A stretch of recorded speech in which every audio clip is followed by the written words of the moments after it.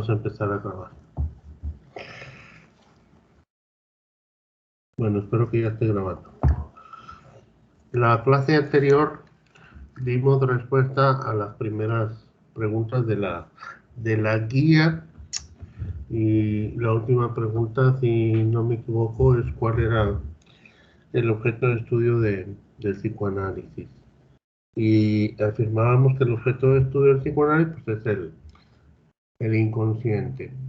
Y también otros conceptos como la conciencia, preconsciente, las fantasías, los sueños, hablamos de los actos fallidos, etcétera, etcétera, etcétera. Y nos quedamos en la pregunta siguiente, que es referente a los mecanismos de defensa. ¿Sí estoy bien? ¿Alguien me puede repetir la pregunta?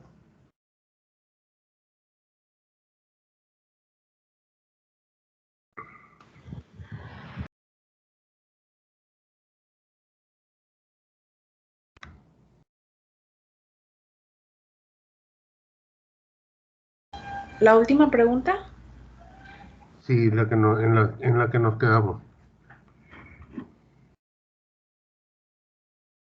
Dice, menciona otras teorías psicológicas y cuál es su objeto de estudio. Esa es la última pregunta, ¿ah? Pero en la que nos quedamos. Oh, perdón. Son los mecanismos de defensa nos sirven para protegernos de quién y por qué. Ok.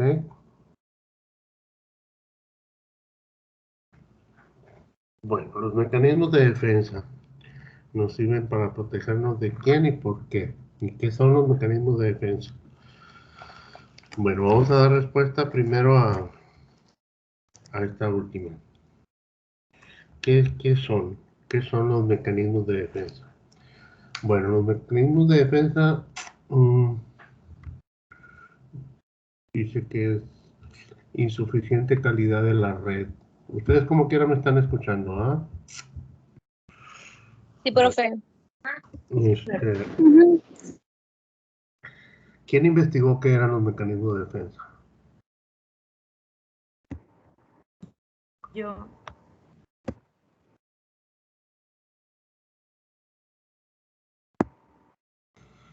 Santiago Hernández, Santiago y Mascorro Orduña investigaron. A ver, primero Hernández, Santiago. ¿Qué investigaste, Hernández?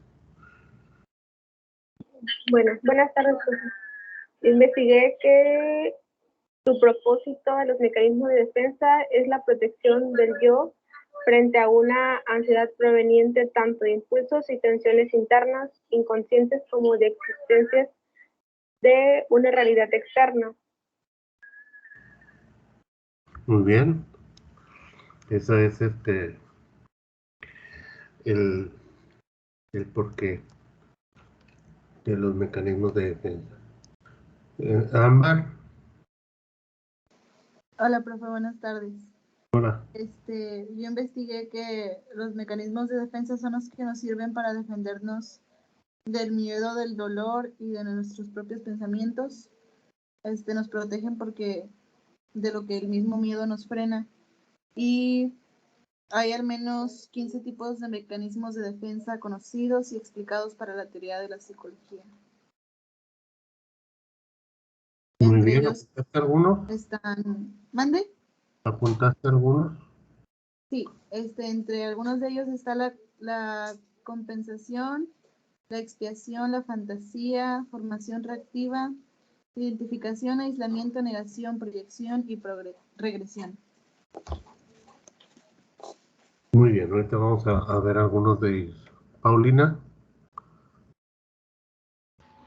Bueno, yo investigué que son los que nos protegen de los sentimientos,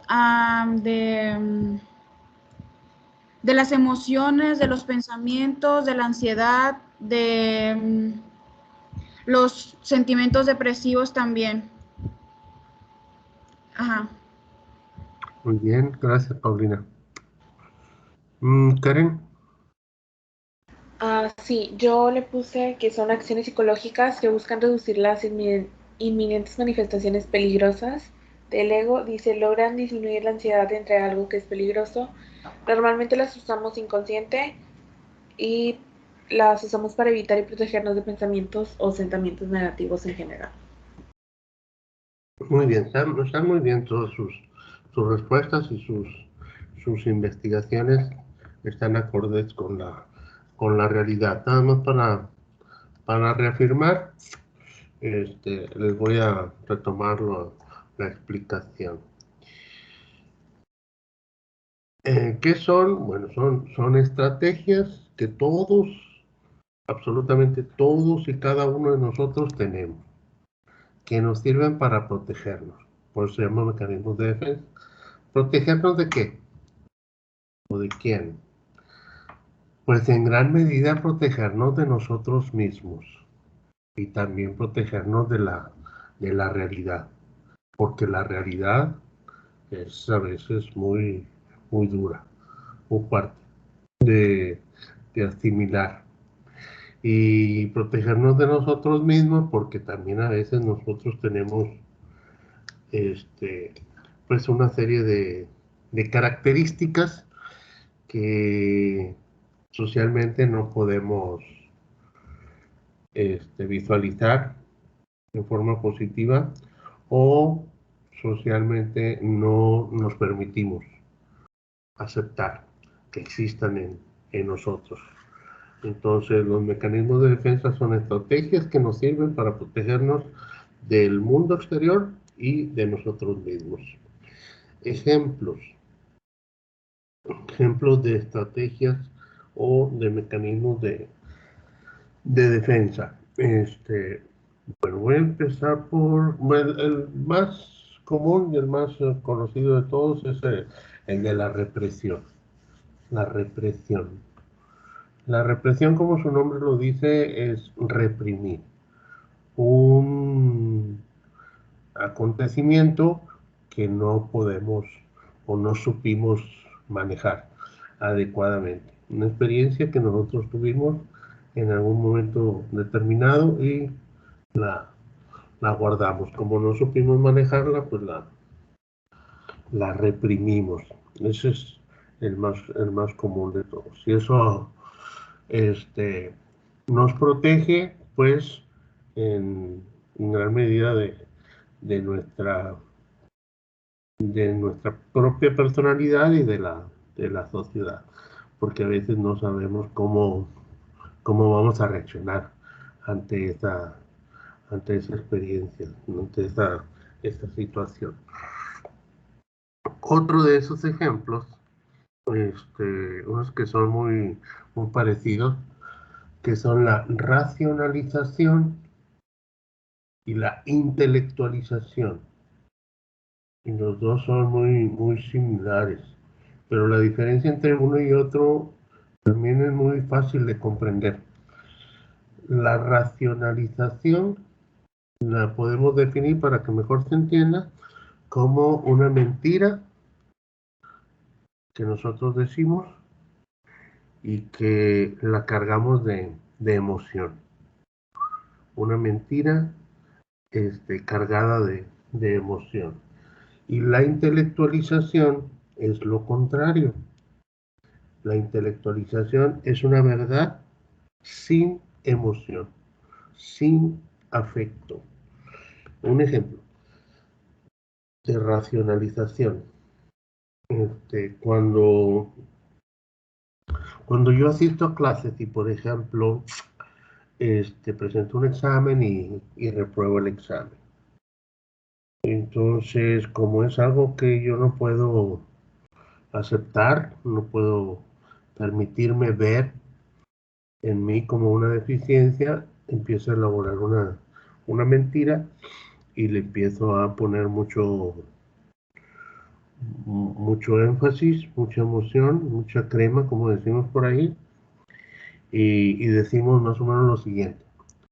Bueno, yo reprobé este examen porque el maestro no me quiere, porque el maestro me tiene mala fe, porque una vez yo lo cuestioné, porque una vez yo le dije que se veía mal, por esto, por esto otro, y por esto otro, y por esto otro, hasta que llega un momento en que yo reprobé por culpa del maestro, no por culpa mía. Como yo le puse mucha emoción, entonces me la creo. Llega un momento en que me la creo, el problema no es mío, el problema es del maestro que me tiene mala voluntad. Verónica, ¿quieres decir algo?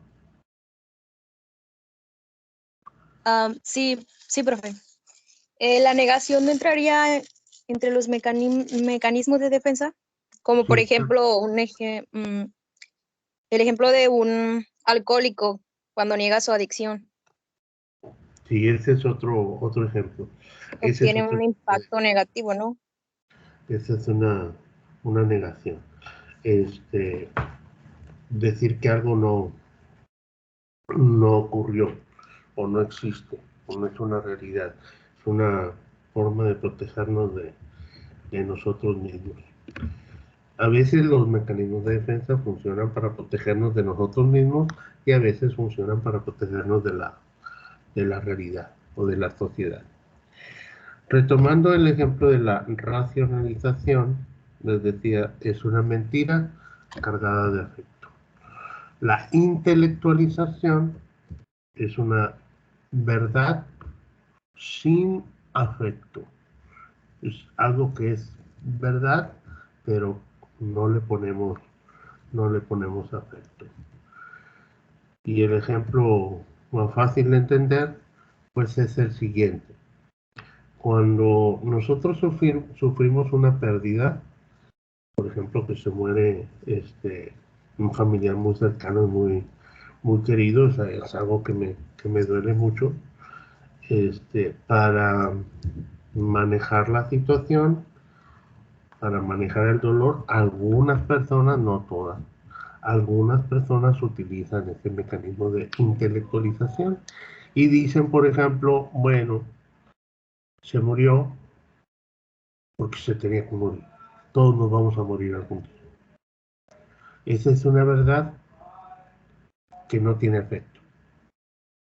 Y cuando yo la expreso y la manifiesto, puedo sobrellevar el dolor, puedo sobrellevar la situación. Si eso yo lo expreso públicamente, pues me permite manejar la situación. Si ya en forma privada esa pérdida pues me genera llanto, todo lo que ustedes quieran, pues es complementario, eso es sano. Lo sano lo que no es sano es quedarte en ese pensamiento, ¿no? En público y en privado. Sin embargo, algunas personas pues utilizan ese mecanismo para sobrellevar ese tipo de situaciones, ese tipo de conflictos y les permite sobrellevar situaciones traumáticas. Cada quien utiliza sus mecanismos de defensa. Unas personas utilizan un mecanismo o unos mecanismos y otras personas utilizan otros mecanismos de defensa. Y el que nos planteaba ahorita la compañera Ordóñez sobre la negación también es un excelente ejemplo, es un excelente mecanismo de defensa que a veces nos sirve para protegernos cuando la realidad es muy dura. El ejemplo que dio la compañera pues es un alcohólico, ¿ah? Todo el mundo sabe que es alcohólico, pero él lo niega. En este caso lo está utilizando para protegerse de sí mismo y de la sociedad. Pero un ejemplo más fácil de entender y de visualizar es, por ejemplo, en una relación de pareja, cuando la relación se corta, cuando la relación se termina, este, la novia, por ejemplo, puede decir, no hemos terminado, todavía seguimos. O el novio puede manejar la situación de esa forma. No hemos terminado. Oye, pero ustedes ya terminaron, ya se pelearon y ya rompieron. No, eso no pasó. Eso no pasó. Es un ejemplo de negación. Como la frustración ante la pérdida de esa relación es muy pesada, es muy frustrante para una de las personas en la relación, no sabe cómo manejarla y una forma que encuentra es negándolo en lo que este, pasa el tiempo y en un momento dado pudiera llegar a asimilarlo. Alguien tenía la manita levantada ahorita. ¿Quién levantó la- Quería saber si el enojo también estaba dentro de como mecanismo de defensa, de que algunas personas reaccionan con enojo o se molestan. Martínez Castillo? Sí. El enojo como un mecanismo de defensa. Mm, Es como la represión, ¿no? mm, Pudiera ser el enojo manejado como un mecanismo de defensa. Pudiera ser de acuerdo a ciertas circunstancias, pero no había leído acerca de eso. Pero pudiera validarse o pudiera considerarse en virtud de enojarse con una persona para evitar otro tipo de cosas o otro tipo de cuestionamientos, otro tipo de situaciones. Sí pudiera ser, Martínez. Y bueno, así como esos que hemos estado explicando, pues hay muchos otros mecanismos de defensa. Hay otro que es conocido como proyección. ¿Han escuchado hablar sobre ese? Proyección. Cuando alguien dice, te estás proyectando.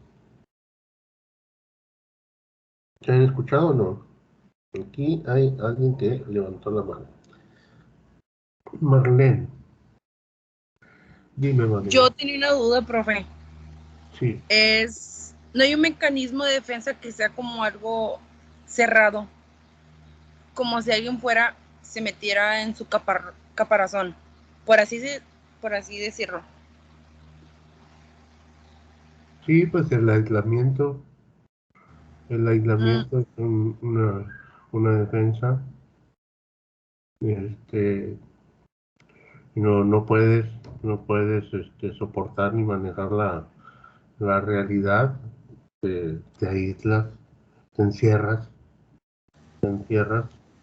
Pero hay algunos mecanismos de defensa que son hasta cierto punto sanos, positivos, y hay otros mecanismos de defensa este, que pueden asociarse con enfermedades más, más problemáticas. Todas las enfermedades son difíciles, pero dentro de la psicología hay diferentes clasificaciones. Hay diferentes clasificaciones de las enfermedades. Una de las más conocidas están establecidas en un libro que se llama DCM 4 o 5. Es un libro creado por la Asociación Psicológica Americana, en donde están establecidas todas las enfermedades psicológicas habidas y por haber. Y hay otra clasificación que se llama CIE, clasificación internacional de las enfermedades. 10 o 11 o 12, ya. El número 10 o 11 son las versiones que lleva de revisión. O sea, el CIE-10 tiene 10 versiones que han sido revisadas en diferentes ocasiones. Y el DSM-4 y el DSM-5 pues son 5 veces que han sido revisadas. Y en esas clasificaciones pues vienen todas las enfermedades psicológicas. Y hay una clasificación desde el punto de vista psicoanalítico que clasifica las enfermedades de la siguiente manera. Por un lado están los neuróticos, por otro lado están los psicóticos y por otro lado están las perversiones. Y la diferencia entre los neuróticos y los psicóticos, ellos plantean que es la siguiente. La neurosis es una enfermedad mental o un trastorno mental cuya característica principal que sí tiene un contacto con la realidad. Y a veces ese contacto con la realidad lo puede hacer funcionar. Y en ocasiones no. Mientras que la psicosis tiene una relación con la realidad muy distorsionada. El psicótico crea su propia realidad, distinta, diferente, lo que comúnmente la gente conoce como locos. Los psicóticos son personas que utilizan mecanismos de defensa de esta naturaleza, o sea, más primitivos, más negativos, como por ejemplo ese de aislamiento. Y los neuróticos, que somos la mayoría de nosotros, pues utilizamos mecanismos de defensa menos problemáticos, como los que les acababa yo de explicar en el principio de la clase. Muy bien, ¿qué más? ¿Cuál es el que les estaba explicando? El mecanismo de defensa de proyección. De la proyección, no terminé de explicárselo a CCA. El de la proyección, cuando alguien dice te estás proyectando, la proyección es un mecanismo que consiste en lo siguiente: algo que yo no puedo ver en mí, lo proyecto y se lo pongo a otra persona. Y digo, esa otra persona es esto, y es esto otro, y es esto otro, y es esto otro, etcétera, etcétera, etcétera. Porque yo no puedo ver eso en mí. Entonces, una forma de protegerme, pues, es poniéndole todo eso a esa persona. Cuando digo, por ejemplo, pues esa persona es bien chismosa, es bien sucia, es bien arrastrada, es muy hipócrita, muy esto otro, y empiezas a atiborrar de adjetivos a esa persona. En realidad son cosas que uno trae, que no puede ver en uno mismo, y lo proyecta al exterior. Un ejemplo más fácil de comprender, no sé si a ustedes les haya tocado vivir esas experiencias de algunas personas que tenían una versión muy fuerte para con los homosexuales. Y esa versión tan fuerte que tenían para con los homosexuales era tan exagerada que llegaban incluso a golpearlos. O sea, no solamente insultarlos y decirles maricones, mariquitas, parecen mujercitas, etcétera, etcétera, sino también llegaban incluso a ser violentos. Es fácil visualizar que ahí se está llevando a cabo una proyección. O sea, algo que el sujeto tiene, que no lo puede ver en su persona porque por su formación, por todo lo que ustedes quieran, y lo proyecta hacia afuera. Ve una persona que tiene estas características y descarga en esa persona toda su furia, todo su odio, todo su rencor. Pero ese odio, ese rencor no es en realidad hacia esa persona, es hacia sí mismo, porque no acepta ese tipo de tendencias, ese tipo de tendencias que el sujeto pudiera llegar a tener. Entonces, una forma de defenderse es proyectando lo que tiene dentro de sí. Alguien tenía la manita levantada hace rato. ¿Quién era?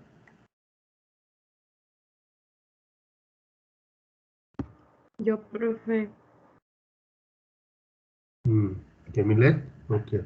Sí, es que iba a hablar de un ejemplo que leí de la proyección, pero pues en sí es eso de la homosexualidad, que si una mujer le gusta a otra mujer, entonces hace que su esposo, en sí en su cabeza, su esposo es el que le gusta a esa mujer para evitar que ella pensar que le gusta.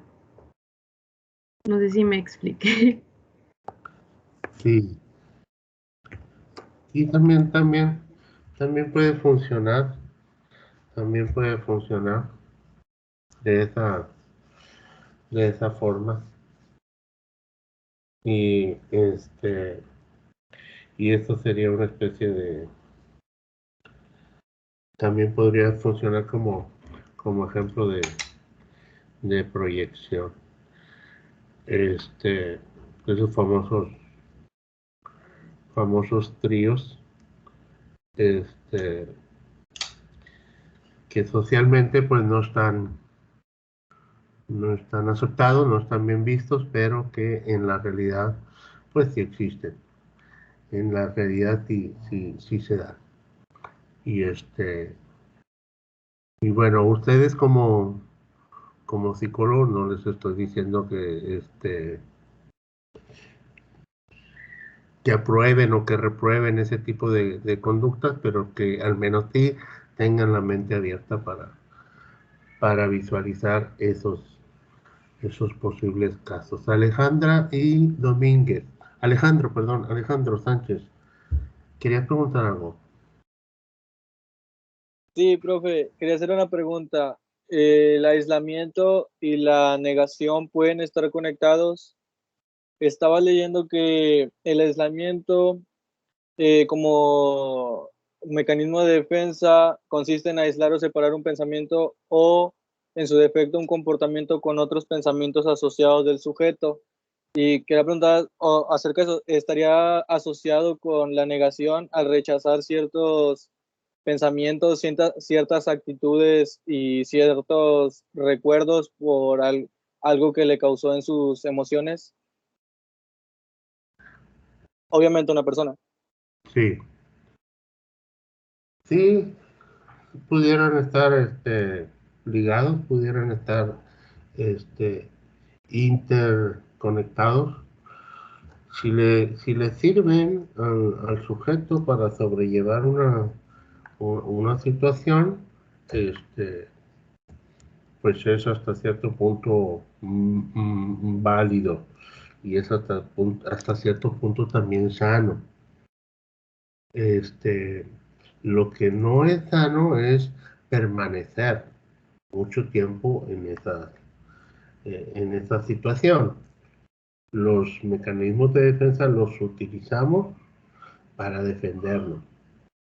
¿De quién? Pues de la realidad, que es muy dura, y de nosotros mismos. Pero pues va a llegar un momento en que tenemos que aceptar la realidad. Hay que llegar un momento en que tenemos que aceptar la realidad. pero sí puede haber algunas realidades que en un momento determinado no podemos manejar, no sabemos manejar, no somos seres omnipotentes que lo podemos todo, ¿no? Hay cosas que no podemos manejar y a veces no necesariamente tienen que ser cosas tan traumáticas como la pérdida de un ser querido o la pérdida de una relación o una violación o cosas por el estilo. No siempre tienen que ser ese tipo de cosas tan traumáticas. A veces pueden ser otras cosas que sí son traumáticas para el sujeto, pero para el común de la gente no. Como por ejemplo, yo tenía el compromiso de dar una clase y preferí no ir a la clase porque me da mucho miedo hablar en público. Y eso no se compara para nada con una violación, pero tiene todas las características para ser vivido como un hecho traumático. Keila, ¿quieres preguntar algo? Profe, ¿usted cuál creería que sería una solución cuando no se puede salir de un mecanismo de defensa, cuando ya se permanece, y cómo podría revertirlo o para solucionar ese problema? Si se mantiene mucho tiempo y lo está afectando. Si se mantiene mucho tiempo. Keila, ¿tú me estás preguntando eso? Sí. Ok. Pues definitivamente tiene que estar es recomendable que esté en terapia, es recomendable que eso se haga con la ayuda de un profesional. Y el terapeuta pues tiene que crear el espacio para que el sujeto analice esa situación, para que el sujeto analice esa realidad y pueda enfrentar esa situación. Ahora, dentro de la terapia, esto tiene que ver con la última pregunta, si no me equivoco, hay varias teorías, hay otras teorías. Esto de los mecanismos de defensa es desde el punto de vista psicoanalítico. No sé si contesté tu pregunta.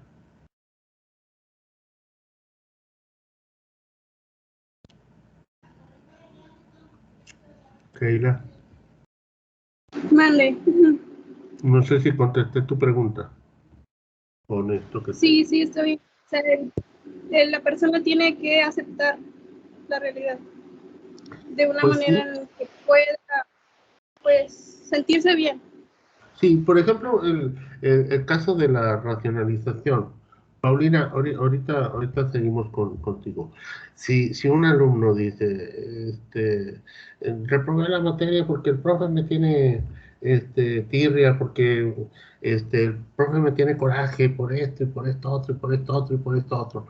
Ok, si el alumno se queda con ese mecanismo y bueno, reprobar la materia y viene el otro año y vuelve a reprobar y dice exactamente lo mismo. No, que el profe tiene coraje y que ya me reprobó una vez y me quiere seguir reprobando.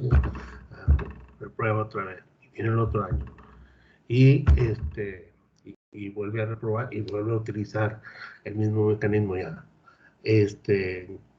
Obviamente ya no va a ser creíble. El sujeto tiene que enfrentar esa realidad y darse cuenta de que, bueno, una cosa es lo que hace el profesor, una cosa es lo que sucede en el mundo exterior y otra cosa es lo que él está influyendo para realizar para que se den ese tipo de circunstancias. Bien, Paulina. Bueno, es una pregunta también. El tener bloqueado un tema, el tema de la pérdida de un familiar, tener bloqueado ese tema, no hablar de él, tenerlo bloqueado. También se relaciona con con la negación. Sí, definitivamente sí. Es un buen ejemplo de negación.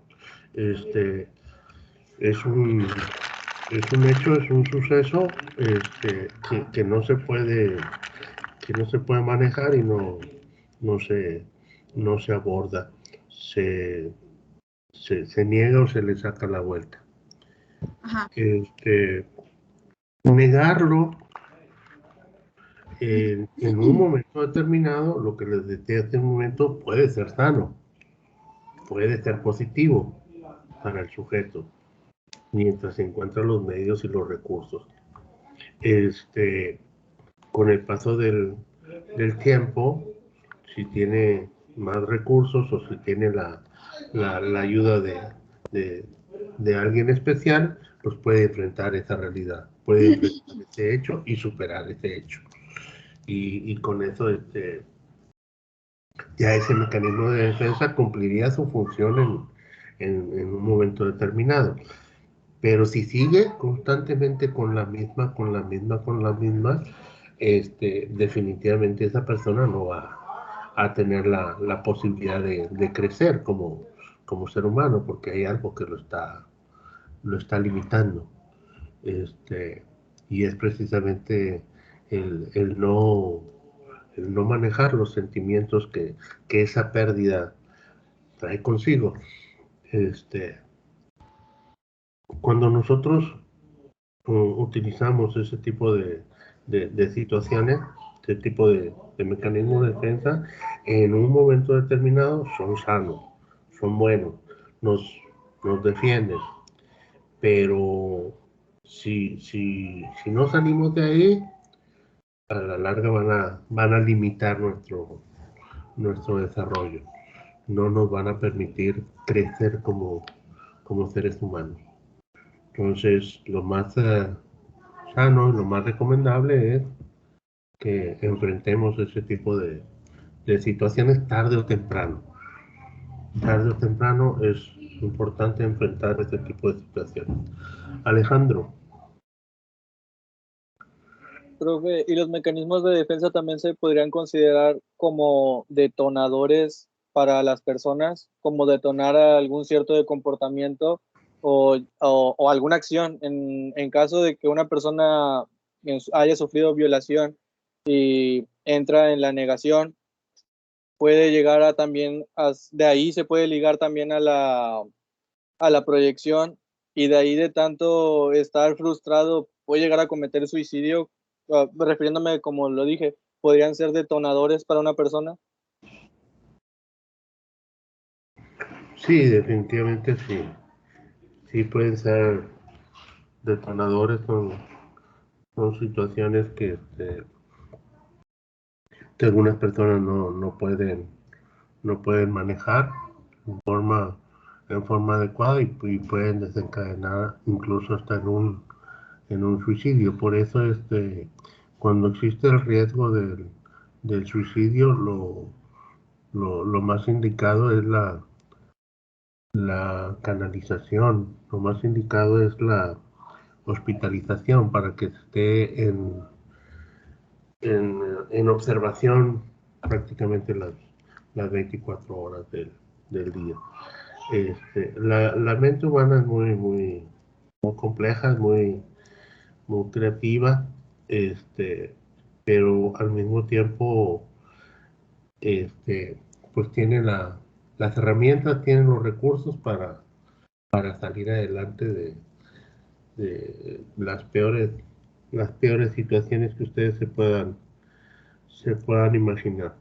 Ha habido personas que han tenido experiencias exageradamente negativas y han salido adelante. Ana Camila, ahorita me dices tu pregunta. Y ha habido personas que han tenido experiencias como las que yo les comenté hace un momento, que para nada son traumáticas para mucha gente, pero para ella sí, y no han podido salir, y la diferencia es pues en gran parte las circunstancias y en gran parte también los recursos que tiene el sujeto para salir adelante.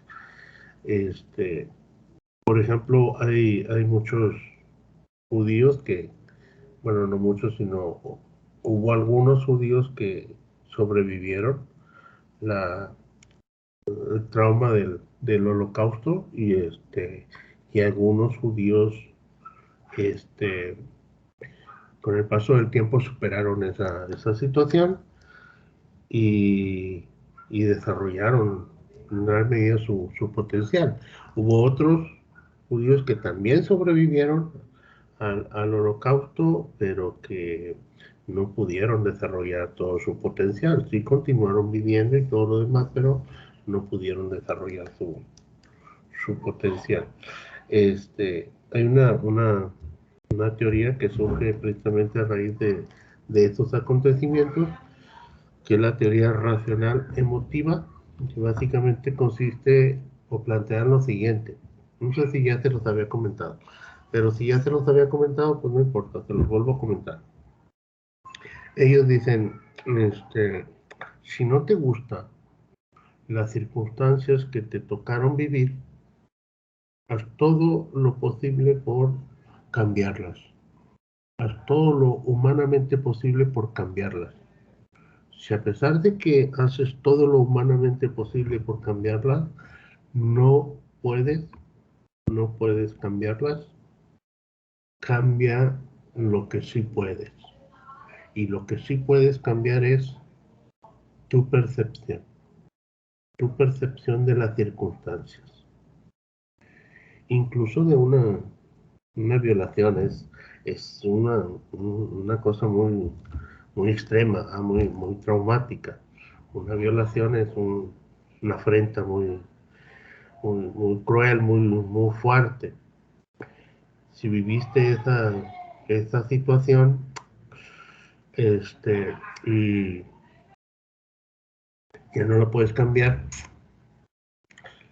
lo que sí puedes cambiar es tu percepción acerca de esa experiencia. Claro que para cambiar tu percepción, pues sí te necesita cierto grado de experiencias y de madurez y de vivencias y cosas por el estilo. Ana, quería preguntar algo. Sí, buenas tardes. Sobre lo que estamos hablando ahorita de los mecanismos de defensa que comentaron sobre la negación, no sé si entra como tal, pero me parece que es algo bastante similar, que hace poco me apareció un video de una muchacha que explica varias entrevistas y así, o sea, cosas de psicología, y en uno de sus videos mencionó algo que era la ensoñación excesiva, me parece, que como tal no es un diagnóstico, pero es cuando, por ejemplo, yo digo, ay, es que en el futuro yo voy a ser una gran psicóloga y estoy soñando con eso, pero eso ya está interfiriendo con lo que estoy haciendo. O sea, solo me pongo como tipo a soñar despierta, pero realmente no hago nada para conseguirlo. Entonces también no sé si eso, o sea, es bastante similar porque es algo que interfiere, pero sí, no sé, me pareció curioso eso. Pero no sé si usted haya escuchado algo de eso, que sé que no es un trastorno como tal, pero sí sé que es como un pequeño detalle que a veces ciertas personas tenemos o tienen. Sí, te entiendo. Lo manejó como ensoñación. ¿Ensoñación? ¿Ana? Sí.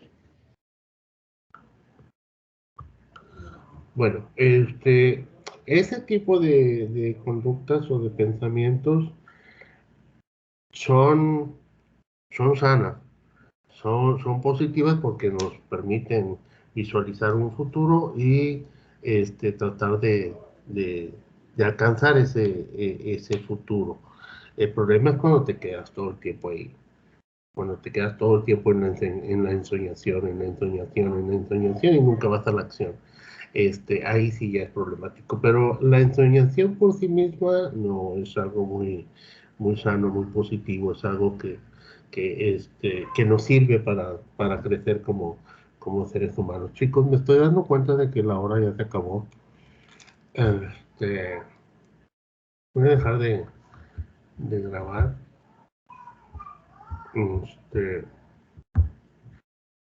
Y bueno, vamos a dejarle aquí.